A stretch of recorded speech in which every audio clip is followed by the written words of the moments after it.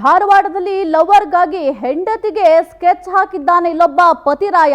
ಪತ್ನಿಗೆ ಕೈಕೊಟ್ಟು ಪ್ರೇಯಸಿಯ ಕೈ ಹಿಡಿದಿದ್ದಾನೆ ಈ ಭೂಪ. ಧಾರವಾಡದಲ್ಲಿ ಲವರ್ಗಾಗಿ ಹೆಂಡತಿಗೆ ಪತಿರಾಯ ಸ್ಕೆಚ್ ಹಾಕಿದ್ದಾನೆ. ಪತ್ನಿಗೆ ಕೈಕೊಟ್ಟು ಪ್ರೇಯಸಿಯ ಕೈ ಹಿಡಿದಿದ್ದಾನೆ ಈ ಭೂಪ. ಹೆಂಡತಿಯನ್ನ ಕೊಲ್ಲುವುದಕ್ಕೆ ಗಂಡನ ಲವರ್ ಸಾಥ್ ಕೊಟ್ಟಿದ್ದಾಳೆ.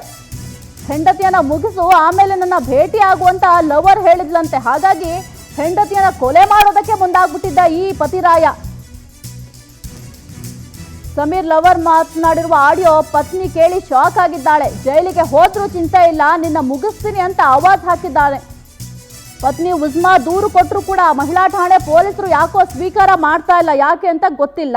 ಧಾರವಾಡದಲ್ಲಿ ಮತ್ತೊಬ್ಬಳಿಗಾಗಿ ಹೆಂಡತಿಗೆ ಈ ಪತಿರಾಯ ಸ್ಕೆಚ್ ಹಾಕಿದ್ದಾನೆ. ನೀವು ಗಮನಿಸ್ತಾ ಇದ್ದಾರೆ, ಈತನೇ ಆತ. ಹೆಂಡತಿನ ಕೊಲೆ ಮಾಡೋದಕ್ಕೆ ಮುಂದಾಗಿದ್ದಾನೆ. ಲವರ್ ಹೇಳಿದ್ಲು, ನೀನು ಅವಳನ್ನ ಕೊಲೆ ಮಾಡಿದ್ರೆ ಆಮೇಲೆ ನನ್ನ ಭೇಟಿ ಆಗು, ಅವಳನ್ನ ಸಾಯಿಸೋ ಆದಮೇಲೆ ನನ್ನ ಬಂದು ಭೇಟಿ ಆಗು, ಅಲ್ಲಿವರೆಗೂ ನಾನು ಭೇಟಿ ಮಾಡಬೇಡ, ನನ್ನ ಜೊತೆ ಮಾತಾಡಬೇಡ ಅಂತ. ಆ ಒಂದು ಕಾರಣಕ್ಕೆ ಏನು ಸಪ್ತಪದಿ ತುಳಿದಿರುವಂತಹ ಹೆಂಡತಿಯನ್ನ, ಅದು ಕೂಡ ಪ್ರೀತಿಸಿ ಮದುವೆ ಆಗಿದ್ದ ಆಕೆಯನ್ನ ಕೊಲೆ ಮಾಡೋದಕ್ಕೆ ಈತ ಮುಂದಾಗಿದ್ದಾನೆ. ಇನ್ನು ಮಹಿಳಾ ಠಾಣೆಗೆ ಹೋಗಿ ಹೆಂಡತಿ ಉಜ್ಮಾ ದೂರು ಕೊಡೋದಕ್ಕೆ ಹೋದ್ರೆ ಅವರು ಸ್ವೀಕಾರ ಮಾಡ್ತಾ ಇಲ್ಲ ಎಂಬ ಆರೋಪ ಕೂಡ ಕೇಳಿ ಬಂದಿದೆ. ಇನ್ನು ನಿನ್ನ ಹೆಂಡತಿಯನ್ನ ಮುಗಿಸು, ಆಮೇಲೆ ನಿನ್ನ ಭೇಟಿ ಆಗುವಂತ ಲವರ್ ಹೇಳಿದ್ಲಂತೆ. ಹಾಗಾಗಿ ಹೆಂಡತಿಯನ್ನ ಮುಗಿಸ್ಬಿಡೋಣ ಅಂತ ಈತ ಹೋಗಿದ್ದಾನೆ. ಜೈಲಿಗೆ ಹೋದ್ರೂ ಚಿಂತೆ ಇಲ್ಲ, ನಿನ್ನ ಮುಗಿಸ್ತೇನೆ ಅಂತ ಪತ್ನಿಗೂ ಕೂಡ ಹೇಳಿದ್ನಂತೆ. ಹಾಗಾಗಿ ಆಕೆ ಹೋಗಿ ದೂರು ಕೊಡೋದಕ್ಕೆ ಅಂತ ಮಹಿಳಾ ಠಾಣೆಗೆ ಹೋಗಿದ್ದಾಳೆ. ಆದ್ರೆ ಅಲ್ಲಿರುವಂತವ್ರು ಯಾರೂ ಕೂಡ ಈಕೆಯ ದೂರನ್ನ ಸ್ವೀಕಾರ ಮಾಡಿಲ್ಲ. बेटी मेरी है क्या है, तुझे माता मार को जाता हूँ गारंटी से।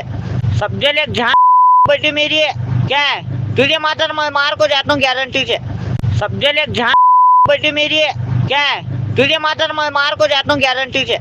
सब जेल एक झां बेटी मेरी है क्या है, तुझे माता मार को जाता हूँ गारंटी से।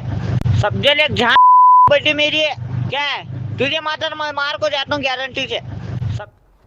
ಎಸ್ ಕುರಿತು ಹೆಚ್ಚಿನ ಮಾಹಿತಿ ನೀಡ್ತಾರೆ ನಮ್ಮ ಪ್ರತಿನಿಧಿ ಸಂತೋಷ್. ಮಹಿಳಾ ಠಾಣೆ ಪೊಲೀಸರು ಯಾಕೆ ದೂರನ್ನ ಸ್ವೀಕಾರ ಮಾಡ್ತಾ ಇಲ್ಲ ಅಂತ? ಸಾಹಿತ್ಯ ಏನಂದ್ರೆ, ಈ ಉಜ್ಮಾನ್ ಯುವತಿ ಏನು ಮೊದಲೇ ಗಂಡನಿಗೆ ವಿಚ್ಛೇದನ ಪಡೆದು ಹೇಗೋ ಬದುಕು ನಡೆಸ್ತಿರ್ತಾಳೆ. ಈ ಒಂದು ಸಮಯದಲ್ಲಿ ಪ್ರೀತಿಯ ನಾಟಕವಾಡಿರುವಂತಹ ಸಮೀರ್ ಉಜ್ಮಾಳನ್ನ ಮದುವೆ ಆಗುವುದಾಗಿ ನಂಬಿಸಿ ಆಕೆಯ ಮದುವೆ ಕೂಡ ಆಗ್ತಾನೆ. ಅದ ನಂತರ ಸಮೀರ್ನ ಅಸಲಿ ಮುಖವಾಡ ಉಜ್ಮಾಗೆ ಗೊತ್ತಾಗುತ್ತೆ. ಸಮೀರ್ ಏನು ಸಾಕಷ್ಟು ಸಾಲವನ್ನು ಮಾಡ್ಕೊಂಡಿರ್ತಾನೆ, ಆ ಸಾಲವನ್ನು ತೀರಿಸಲಾಗದೆ ಉಜ್ಮಾಗೆ ಪೀಡಿಸುತ್ತಿದ್ದಾನೆ. ಇದರ ನಡುವೆಯೇ ಈಗ ಸಮೀರ್ ಮತ್ತೊಬ್ಬಳ ಯುವತಿಯ ಜೊತೆ ಒಂದು ಸಂಬಂಧ ಇಟ್ಟುಕೊಂಡಿದ್ದು ಆಕೆಯನ್ನು ಕೂಡ ಮದುವೆ ಆಗುವುದಾಗಿ ಮುಂದಾಗಿದ್ದಾನೆ.